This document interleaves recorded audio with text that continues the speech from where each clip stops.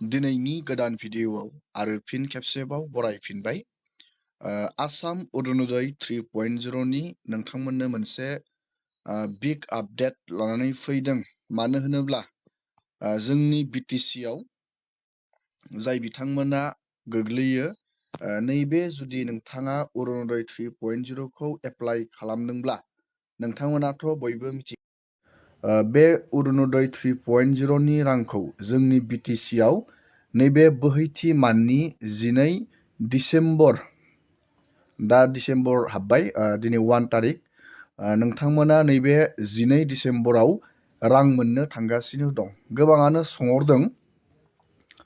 सोंहरदों, गोबां जाय बिथांमोना बे अरुणोदय 3.0 आव एप्लाइ खालामदोंमोन, गोबांनियावनो थाइसे रां बेंक एकाउन्टआव क्रेडिट जाफैदों, फैसा हाबफैदों, थाइसे रां फैसा हाबफैदों गोबांनियावनो, आरो खायसेनियाव हाबाखै। गोबां कनफिउस जादों बे थाइसे राङा मानि थाखाय हाबफैदों। जाय बिथांमोना नैबे अरुणोदय 3.0 आव एप्लाइ खालामदोंमोन, गोबांनियावनो हाबफैदों आरो खायसेनियाव हाबाखै। बेनिनो आं नोंथांमोननो मोनसे आपडेट खोथा हरगोन। बे थाइसे राङा नोंथांनि बेंक एकाउन्टआव मानो हाबफैदों आरो जायनियाव हाबफैयाखै, नोंथांमोना बे अरुणोदय स्किमनि रांखौ मोनगोन ना मोना, राङा मानि थाखाय हाबफैदों, बेनि बागै आं नोंथांमोननो आपडेट लानानै फैदों। मानो होनोबा गोबां जोंनि बेनिफिसारिफोरा 3.0 नि अरुणोदय स्किमनि बेनिफिसारिफोरा कनफिउस जादों। आरो बेनिनो नोंथांमोननो मोनसे रां सोनायनि, अरुणोदय रां सोनायनि मोनसे गोनांथार आपडेट आङो सावरायबावगोन। मानो होनोब्ला नैबे अरुणोदय 3.0 नि रांखौ आसामाव सिगाङावनो सोबोगासिनो दङ, नैबे अरुणोदय 3.0 नि रांखौ। नाथाय गोबां बेनिफिसारिफोरा रांखौ मोननो हायाखै बेंक एकाउन्टआव। गोबां सिलेक्ट जादों, सिलेक्ट जाबाबो रांखौ मोननो हायाखै। गोबां सोंहरबाय थादों, आं नोंथांमोननो भिडिअफोरावबो बेनि बागै नोंथांमोननो आपडेट खोथा हरगासिनो दं। रां मोननो नोंथाङा मा खालामनो नांगोन, बेनि आं नोंथांमोननो A to Z प्रसेसखौ देखायहरगोन। नैबे गभर्नमेन्ट स्किम अरुणोदय स्किमनि रांखौ जुदि नोंथाङा फाइनाल सिलेक्ट जादोंब्ला नोंथाङा बोरैहाय मोननो हागोन, बेनि नोंथांमोननो आपडेट खोथा हरगोन। जुदि नोंथाङा इन्टारेस्टेड, बेफोरबायदिनो गभर्नमेन्ट स्किम, नोंथाङा डिजिटेल खौरां जुदि नोंथाङा नायनानै मोजां मोनो, जुदि चेनेलाव गोदान फैदों, चेनेलखौ साबस्क्राइब खालामबानो जाबाय, लाइक खालामबानो जाबाय। दानिया जोङो सावरायग्रोनि नैबे अरुणोदय 3.0 नि जोङो आपडेट। जोंनि BTC आव सोथ'वाखैमोन, एसे इलेक्सन जानायनि जाहोनाव बेखौ हल्ड खालामथ'दोंमोन गभर्नमेन्टआ। नाथाय दा बे अरुणोदय 3.0 नि रांखौ 12 डिसेम्बर, नैबे मान्थनि 12 डिसेम्बराव सोनो थांगासिनो दं। नोंथांमोना रांखौ मोननो हागोन। नैबेयाव रांखौ बारायनाय जायाखै। जाय बिथांमोना 1.2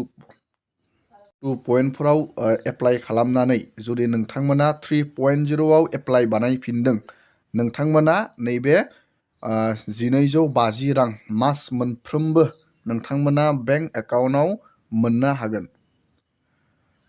1.02 सरि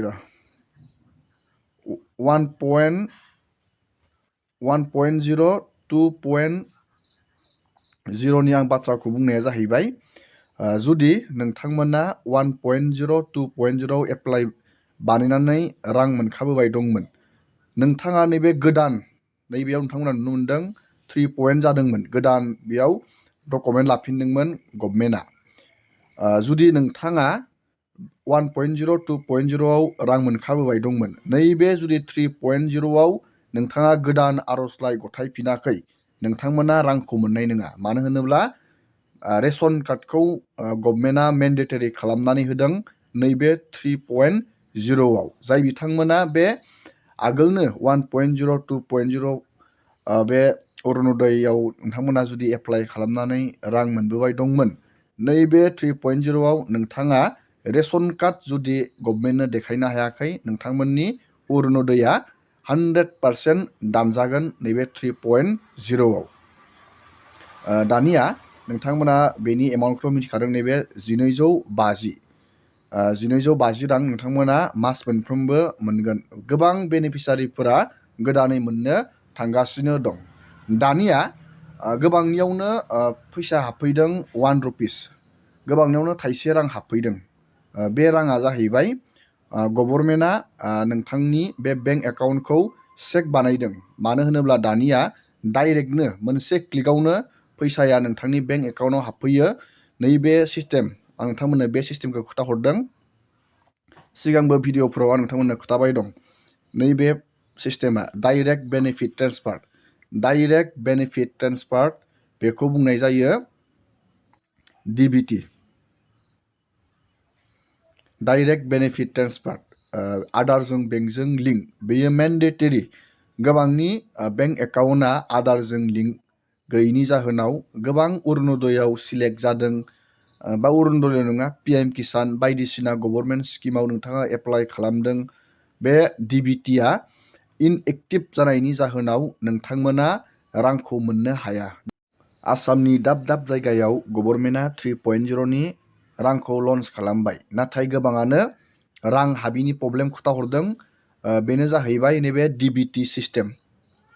जोंनि BTCनि बेनिफिसारिफोरा नोंथांमोना थाबैनो नायनांगोन नोंथांनि DBTआ थिग दंना गैया। आं बेखौ नोंथाङा बोरै मबाइलावनो चेक खालामनानै नायनो हायो, बेनि प्रसेसखौबो आं नोंथांमोननो दा देखायगोन।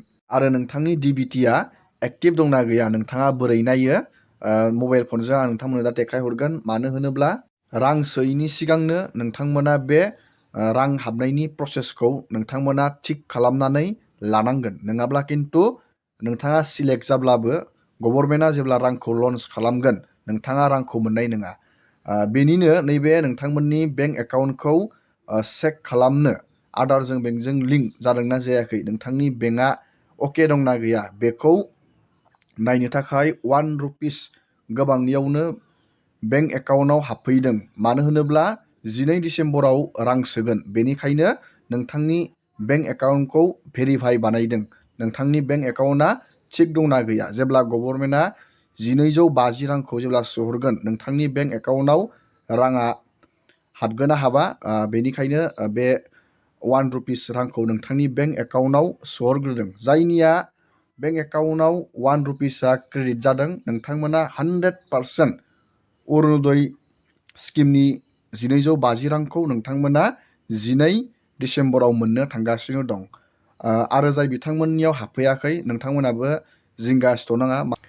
नोंथांमोनाबो जिंगा सिथ'नाङा। मानो होनोब्ला गोबां लाख लाख बेनिफिसारि गोदानै सोसनदों। बे बेंक एकाउन्टखौ चेक बानायनाया एसे गोबावबो लानो हागौ। नोंथांनियाव लासैनो 1 रुपिसआ हाबफैनो हागौ, बा हाबाबाबो नोंथांमोना रांखौ मोननो हागौ। गोबांनियावनो मेसेज फैया, दानिया मबाइला बेंकजों लिंक थाया, गोबांनियावनो मेसेज फैया। नोंथांमोना जेबो जिंगासिनाङा, जास्ट नोंथांमोना 12 डिसेम्बरखौ नेबानो जाबाय। दानिया नोंथाङा आदारजों बेंकजों लिंक दंना गैया बेखौ बोरै चेक बानायो, आङो बेनि मोनसे भिडिअ बानायखादोंमोन। बेनि लिंकखौ आं नोंथांमोननो भिडिअनि गाहायाव होनानै दोनदों। नोंथाङा बे भिडिअ थांनानै नायबानो जाबाय आदारजों बेंकजों लिंक दंना गैया।